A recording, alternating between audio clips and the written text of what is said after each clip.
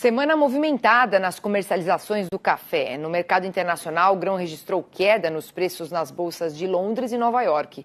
Por outro lado, os preços aqui no Brasil registram valorização. E quem traz um panorama sobre o que esperar é a analista de café, Natália Gandolfi, da Hedgepoint. Boa tarde, Natália. Bem-vinda aqui ao Mercado e Companhia.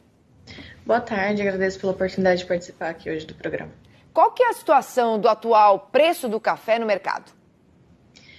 Então, em relação ao Arábica em Nova York, os preços em algumas semanas eles acabaram ficando um pouco de lado, né, com uma situação de menor liquidez, chegando a marcar o menor nível de volatilidade desde outubro do ano passado, né. Esse quadro ele é diretamente relacionado às preocupações com a demanda, né.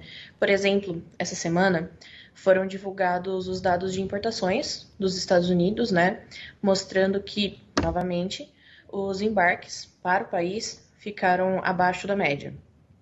Com esse cenário de menor disponibilidade, que não é algo pontual, já está ocorrendo há alguns meses, os estoques do país deveriam estar caindo ainda mais, né? Portanto, o mercado enxerga que as quedas de estoques nos últimos meses, elas estão sendo mais dirigidas por essa queda das importações, em vez de necessariamente uma demanda mais forte, né? Porém, do outro lado, a gente também vê uma oferta reduzida, com a Colômbia, por exemplo, registrando o menor nível de produção para o primeiro mês da Mitaca em mais de 10 anos, aproximadamente 560 mil sacas em abril.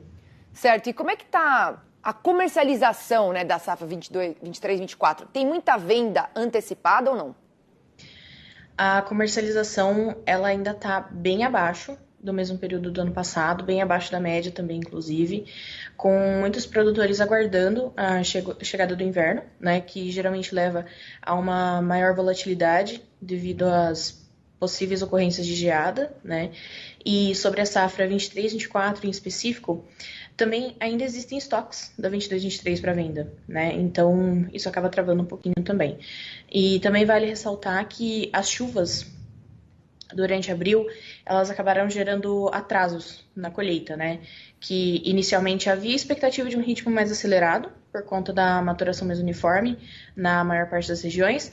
Então a chuva acabou atrasando o processo e aí também gerando esse impacto. E me fala uma coisa, Natália, o aperto nos estoques de um dos principais produtores mundiais de café, que é o Vietnã, ele continua mexendo também com os preços no mercado internacional? Sim, sim. Falando um pouco agora do Robusta, né? Londres tem tido uma dinâmica bem diferente da do Arábica, né? Inclusive, a gente está enxergando aí a arbitragem Nova York e Londres um pouquinho mais fechada por conta disso, né? E Londres tem refletido os ajustes nas expectativas de produção do Vietnã, né? Tanto da colheita, que está sendo comercializada agora, quanto do próximo ciclo, né? Que seria o 23-24, que está em desenvolvimento agora. Inclusive, esse é um dos fatores que deve gerar um déficit para o Arábica no próximo ciclo, né? O que também está sendo precificado pelo mercado, né? Hoje, a gente espera um déficit de 5 milhões de sacas no Robusta Global para o ciclo 23-24, enquanto o Arábica deve ter um superávit de 2,6 milhões de sacas. Tá certo. Agora, quais as perspectivas para os preços no mercado interno? Ok. Preços no mercado interno. Primeiro, a gente tem que levar em consideração a janela em que a gente está no momento, né, que é a janela de colheita. E a questão que a produção 22-23, ela veio aquém do esperado, e a 23-24, devido à ocorrência do El Niño, do desenvolvimento do El Niño nos próximos meses, a gente ainda não tem uma foto completa de como a gente vai ter o volume de acordo com a qualidade para 23-24, né? Como essas chuvas, por exemplo, impactaram a qualidade da 23-24, e isso pode mexer bastante nos diferenciais. Mas dado que existe esse quadro de incerteza e dado que a 22-23 ficou aquém das expectativas, né, a gente vê um descasamento entre o que acontece em Nova York e o que acontece aqui dentro, e, portanto, os diferenciais muito mais apertados aqui do que o normal para o período.